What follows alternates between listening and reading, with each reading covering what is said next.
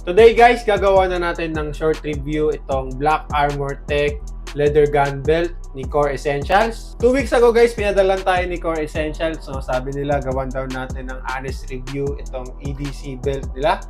Actually guys, pinapili talaga nila ako, no? So dami nilang mga belts.